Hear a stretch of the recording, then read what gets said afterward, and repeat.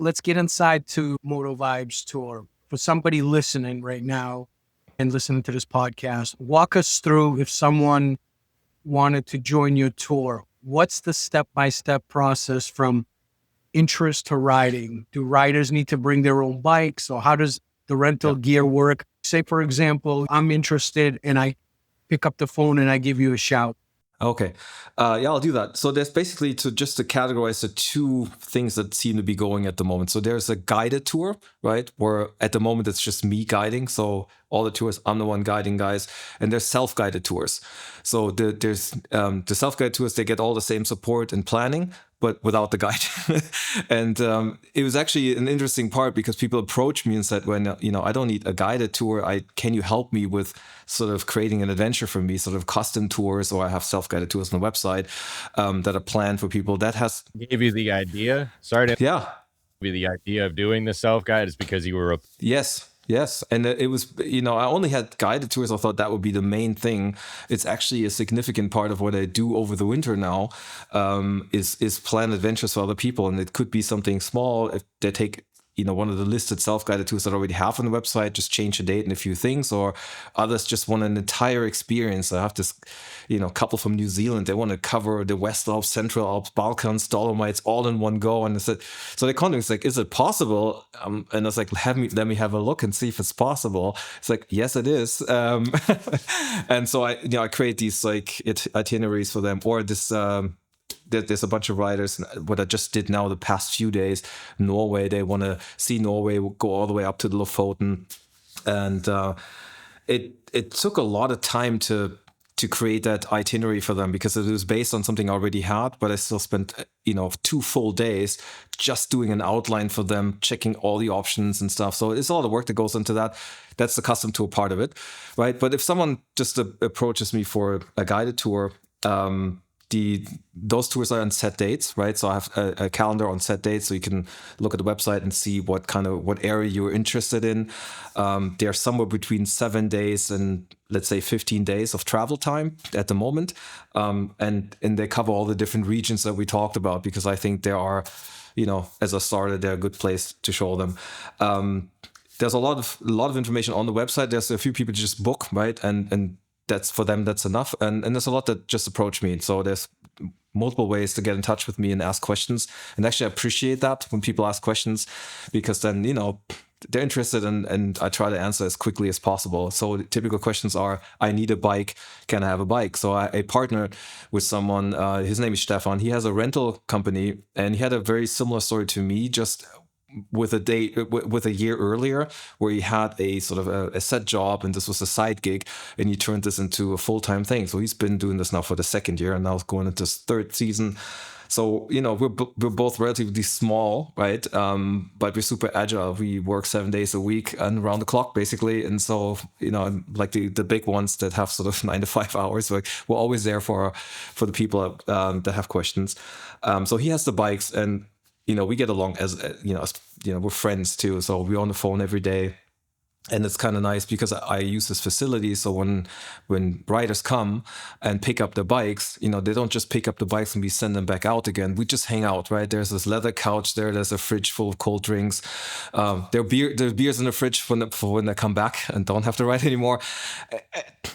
And you hang out, and then if you have gear, so he has a full range of Gore-Tex gear. So if they need a jacket, pants, shoes, something that so we take our time and just hang out, have a good time. They load the bikes up, and we make this part of the experience, right? We mount our cardo units, so I am the only tour operator, as far as I know, that gives communication units to my riders. Free of charge. I don't charge for that. So I've got a set of those things because I know other tour operators have a different opinion on should people be able to talk to each other. I think it's a crucial part of my tours that you can bond while you ride, because otherwise you have your coffee breaks and the dinners. To just kind of exchange stuff. And it's one thing, you pass something, a beautiful waterfall, right? And you share it with the group. It's like, guys, check out this waterfall. Isn't it awesome? And it's the whole, like, you share something and that makes that experience for yourself better. And that allows people to share stories and things that they see. Stuff that another rider might miss. Yeah. Yeah. something on the left and they're looking at the right. And you bond over these things. So, and if you're in an advanced age in life, like how many opportunities do you have to bond with people so closely? And this is an accelerator, right? Being able to talk to each other on the bike. Everyone that's ever used one of these units knows how well that works. And especially when people come together and they don't know each other after this, they've been on the road for a week and a half or two.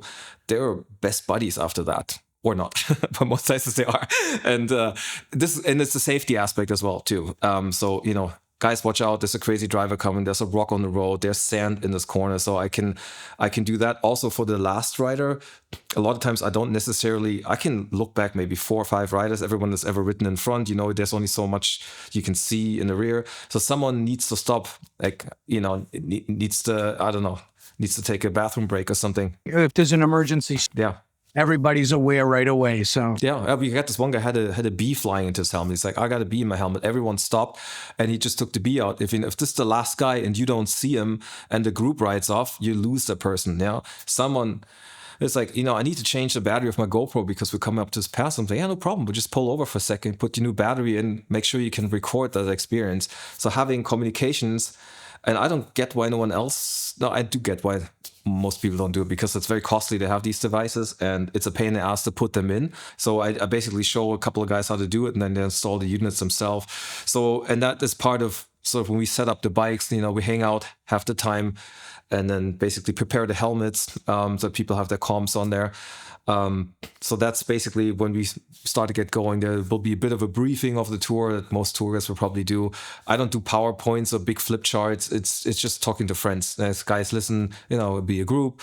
Got to watch out for each other and stuff like that. So let's keep it very casual. And I adjust it to how experienced the riders are. If someone is experienced enough, I don't need to tell them the stuff that they already know. That's what I wanted to ask you. Do you make recommendations? Say, for example, if I called you and I said, hey, listen, I've only been riding for about 6 to 8 months. I wouldn't call myself an expert. I'm more of a novice rider. What kind of bike would you recommend for me to rent?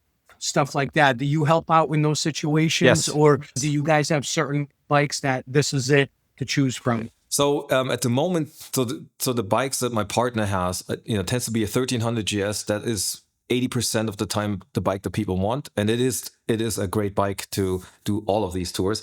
Then there's an 800 GS that is most of them are lowered, factory lowered, because we have a lot of people that they're not that tall and they feel safer. Yeah, and it's so having those bikes. We used to have a fleet of KTMs. I mean, up until last year, I was a KTM rider myself. I had 4 KTMs after the year. So I love those bikes. But as you know, KTM has had a bit of a struggle, with the bankruptcy and coming out of it. They're still great bikes. But if you base your business on the bikes, the parts delivery was a bit of an issue last year. So, Stefan's been phasing out the KTMs for the moment, at least. So it's GSs. If you want another bike, there's 2 other rental companies that I work with closely, so I can send you to those guys. There's another BMW dealer, the local sort of official dealer in Munich or in Hamburg, or there's other rental companies. So you have, if you say I want to ride this choice, I want to ride Ducati for whatever reason, you can definitely do that. So that's the bike choice. And the most questions come really about seat height. That seems to be can I handle it in curvy conditions? And I don't know if you guys have ridden, all of you, the 1300, you have the 1300, but you have one. They're tall bikes, but they balance really well. They have the low center of gravity, and that's why it is a good choice, to do this. Either you have one yourself, so then it's a good bike because you know what you're riding, or you haven't ridden it. It's super easy to get used to one of those bikes. So that's usually the questions I get. So the good thing is, to come back to the initial question of the guided tours, the way we set this up is like Stefan does the hardware, the motorcycles. I do the software part of it.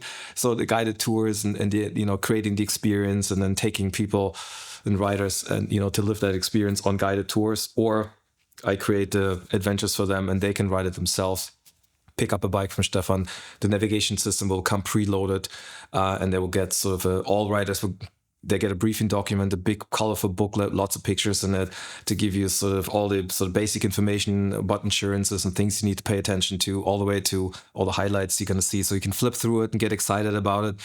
And then, of course, there's all my videos you can watch too. Most tours I have videos from, you can just get excited about the things you get to see. And I think the difference to, because we are still small, you know, we can afford to give more service, right? So the bigger ones, they, you know, the other rental company I work with, they have a lot more bikes. It's in and out. You go in, you forgot your helmet. The question then is like, there's a motorcycle store, buy one, right? You go to Stefan, it's like, you know, he's going to take a fresh one out of the packaging that he wouldn't like to sell, and he would give that to a client, right? Or to a customer. And it's just that extra support that you can give. And so at the moment, that's kind of fun for us too, because it's still that boutique thing. We'll see how that goes when we get a bit bigger, but we like being able to do that at the moment. And I think it's like the feedback we get from people, it's boutique experience. We live in a disposable world. So when you have that extra tender love and care put onto you as a customer, how much better does it get? So that's cool. Yeah, and there's people who have no questions and others have a lot of questions. You know, they're like, oh, sorry about asking all these questions. Like, keep asking them.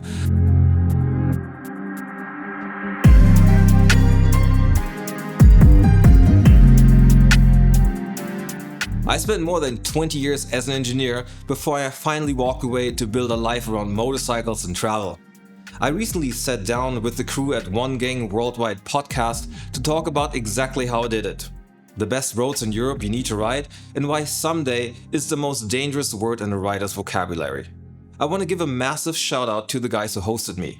They run a channel called Cycles Worldwide. They're a growing community doing something rare. They're actually shining a light on the real stories behind the ride.